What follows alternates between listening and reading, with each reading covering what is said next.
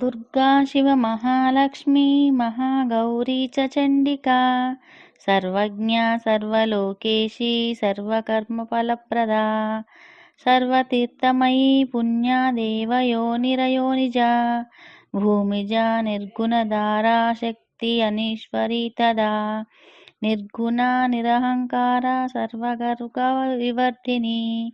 सर्वलोकप्रिया वाणी सर्वविद्यादिदेवता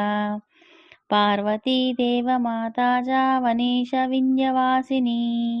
तेजोवती महामाता कोटिसूर्यसमप्रभा देवता महिर्नूपचा सरोजवर्णरूपिणी गुणश्रया गुणमध्या गुणत्रया विवर्जिता कर्मज्ञानप्रदा कान्ता सर्वसंहारकारिणी धर्मज्ञाना धर्मनिष्ठा सर्वकर्मा विवर्जिता कामाक्षी कामसंहर्त्री कामक्रोधविवर्जिता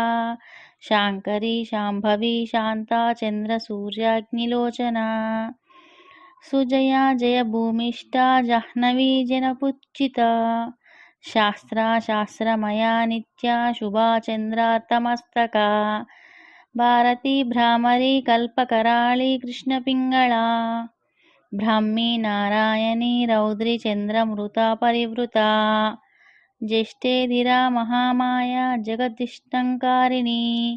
ब्रह्माण्डकोटिसंस्थाना कामिनी कामलालया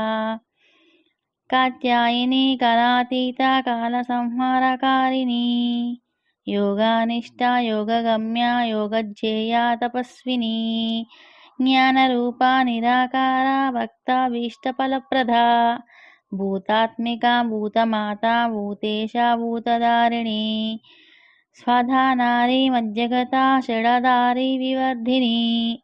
मोहितं शुभवा शुभ्रा सूक्ष्ममाधारिरालसा निम्नग्ना नीलसङ्काशा नित्यानन्दा हरापरा सर्वज्ञाना प्रदानन्दा सत्या दुर्लभरूपिणी